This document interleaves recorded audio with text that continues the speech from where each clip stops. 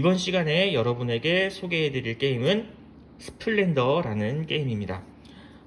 이 게임은 르네상스 시대의 상인이 되어서 보석으로 이런 개발 카드들을 구매를 하고요. 이 개발 카드에 보면 여기 점수가 있는데 이런 점수들을 모아나가는 게임입니다. 자, 그러면 이 게임이 어떻게 구성되어 있는지 살펴보도록 하겠습니다. 스플렌더 게임은 이렇게 구성이 되어 있습니다. 우선 보석 토큰이 있고요. 보석은 총 5종류가 있습니다. 이 보석을 이용해서 개발 카드를 구입을 할 수가 있습니다.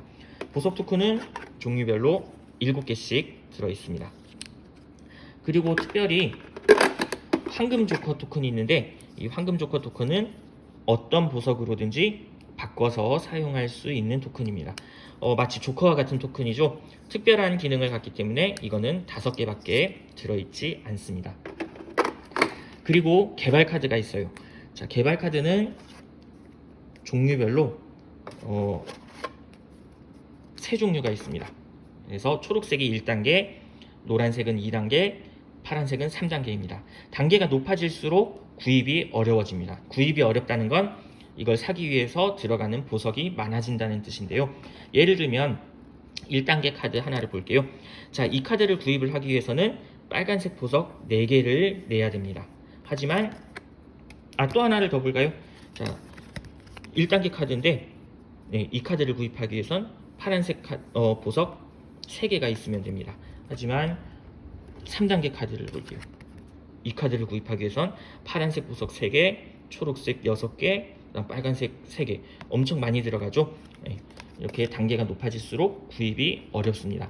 자, 그리고 이 개발 카드를 구입을 하면 승점 포인트와 보석 포인트를 얻게 돼요. 이 승점 포인트는 아까 처음에 설명했듯이 많은 점수를 얻어야 되는 게임이라고 했잖아요. 그래서 그 승점을 위해서 15점이 넘어가면 게임이 종료가 되는데 그 15점을 향해서 모아야 되는 포인트고요. 보석 포인트는 아까 보석 토큰과 같이 쓰일 수도 있고 나중에 귀족 타일이 있는데 귀족을 부를 때도 사용할 수가 있습니다. 이거는 나중에 게임 설명을 하면서 보석 포인트는 다시 설명을 해주기로 할게요. 자, 그런데 이런 포인트가 3단계는 구입이 어려운 만큼 포인트가 아주 높습니다. 하지만 1단계는 구입이 쉬운 만큼 포인트가 낮아요. 심지어 승점 포인트가 없는 경우도 있습니다. 이렇게 보석 포인트만 있는 경우도 있으니까 그런 걸 잘 고려해서 개발 카드를 구입을 해야겠습니다. 그리고 마지막으로 귀족 타일이 있어요. 귀족 타일은 총 10종류가 있는데 귀족 타일을 보면 여기 3이라고 쓰여 있죠. 이거는 3점을 보너스로 준다는 거예요. 그래서 어떻게 귀족을 부를 수 있냐면 아까 개발 카드에 보면 여기 포인트가 있었죠. 보석 포인트가 있었는데 이 보석 포인트가 요만큼 모이게 되면 귀족이 그 플레이어한테 가서 3점을 준다는 거예요. 자, 이렇게 스플렌더 게임의 구성을 알아봤고요. 이제 스플렌더 게임을 하기 위해서 어떻게 게임을 세팅해야 되는지 알아보도록 하겠습니다. 스플렌더 게임을 위한 게임 세팅 방법을 알아보도록 하겠습니다. 이 게임은 2명부터 4명까지 할 수 있습니다. 먼저 밑에 보석 토큰을 이렇게 세팅을 해줘야 되는데 4명이서 할 경우는 보석 토큰 종류별로 7개, 그 다음에 황금 조커 토큰 5개를 그대로 사용하지만 3명이서 할 경우는 보석 토큰을 종류별로 2개씩 빼고 시작을 합니다. 황금 조커 토큰은 그대로 5개로 시작을 하고요. 만약에 2명이서 하게 될 경우는 보석 토큰을 종류별로 3개씩 빼고 시작을 해야 됩니다. 역시 2명이서 하더라도 황금 조커 토큰은 그대로 5개를 다 사용을 합니다. 자, 이렇게 보석 토큰이 세팅이 되었으면 이번엔 개발 카드를 설치를 해야 되는데요. 개발 카드는 3단계, 그러니까 높은 단계가 위로 가고 낮은 단계가 아래로 가게 이렇게 세팅을 해주면 됩니다. 자, 개발 카드는 4장씩 이렇게 펼쳐 놓습니다. 위에서부터 4장씩 이렇게 펼쳐 놓고요. 자, 그 다음에 중간엔 2단계죠. 이렇게 펼쳐 놓습니다. 그 다음에 마지막 1단계 카드도 이렇게 펼쳐 놓습니다.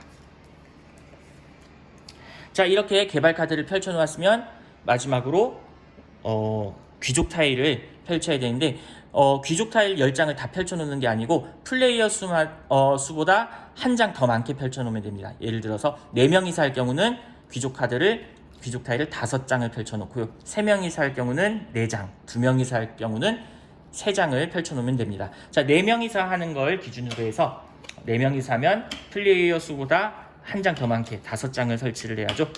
이렇게 귀족 타일을 세팅을 하면 되겠습니다. 자, 이렇게 세팅이 완료가 되었고요. 이제 게임 방법을 알아보도록 하겠습니다.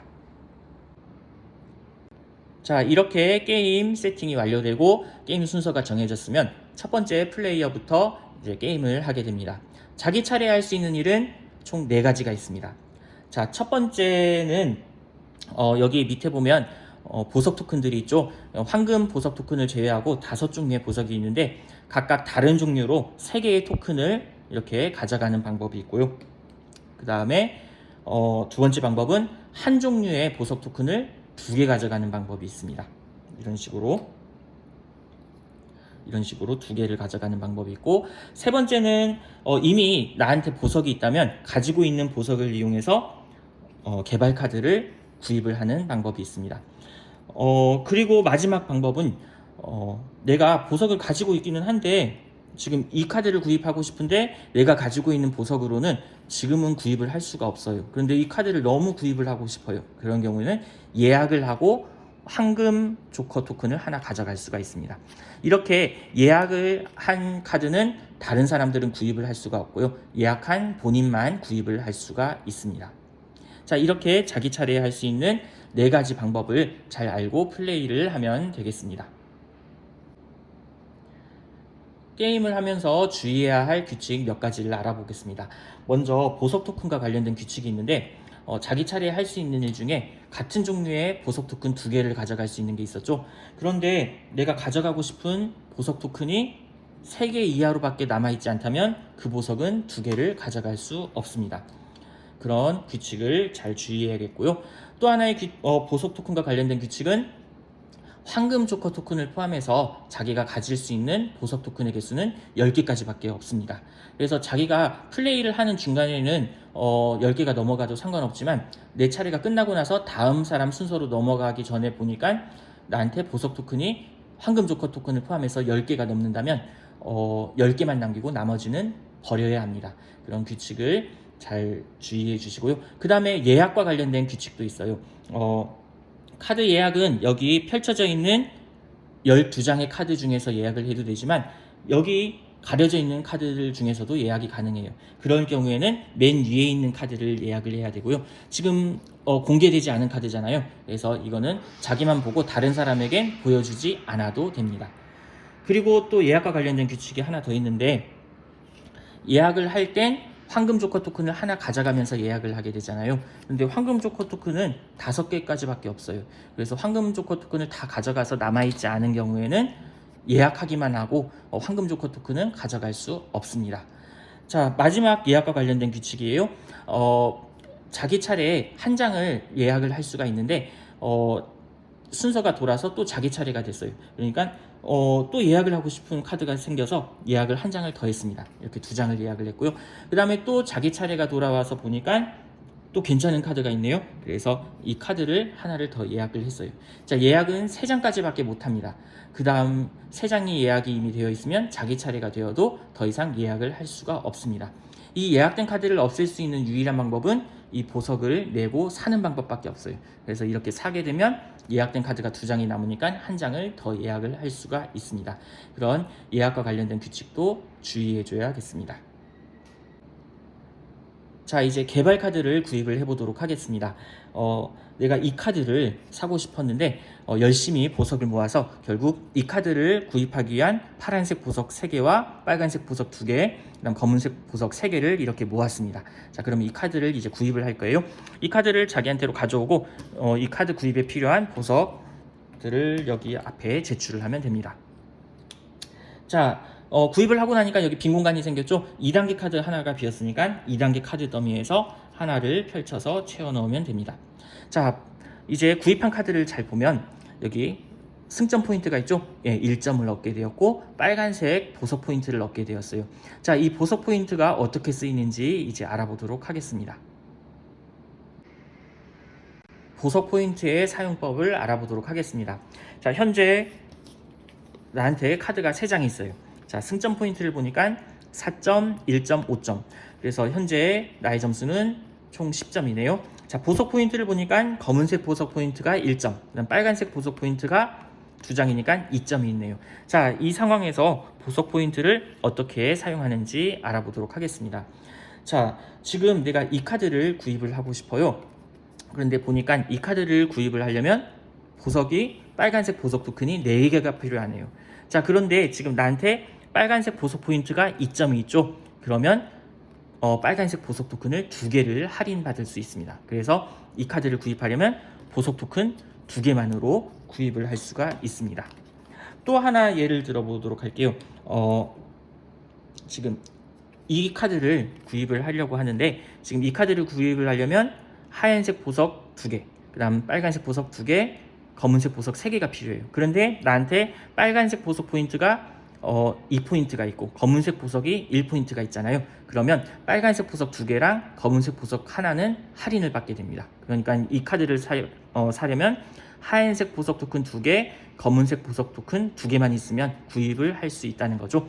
그래서 그렇게 보석 포인트를 사용할 수가 있고요. 또 하나의 보석 포인트 사용법은 귀족 카드입니다.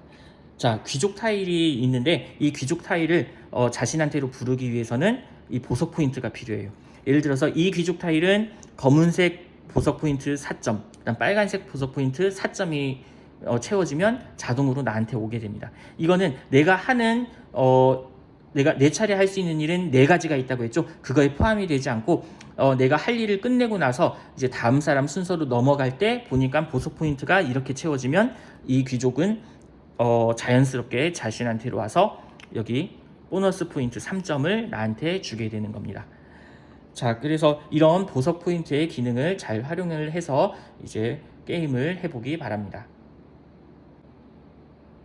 자, 여기 위에 보면 귀족 타일들이 있는데 이 귀족들은 자신한테로 와서 보너스 포인트 3점을 주는 역할을 합니다. 이 귀족들이 자신한테로 오기 위해서는 여기에 해당되는 만큼 보석 포인트를 얻어야 되는데요. 예를 들어서 내가 플레이를 하고 난 다음에 이제 다음 사람한테 순서를 넘기기 전에 보니까 보석 포인트가 검은색 3점, 그다음에 빨간색 3점, 초록색 3점이 채워졌다면 이 귀족은 자동으로 나한테 오게 됩니다. 그래서 보너스 점수 3점을 주게 됩니다. 자, 그런데 이런 경우가 있을 수도 있어요.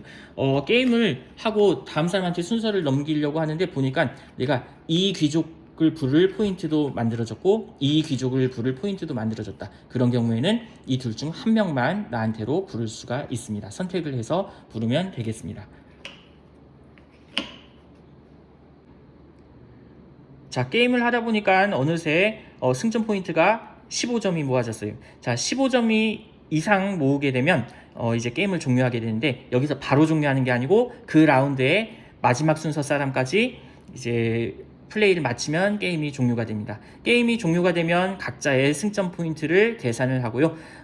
가장 높은 승점 포인트를 얻은 사람이 승리를 하게 되는 게임입니다. 자, 그러면 친구들과 즐겁게 스플렌더 게임을 해보기 바랍니다.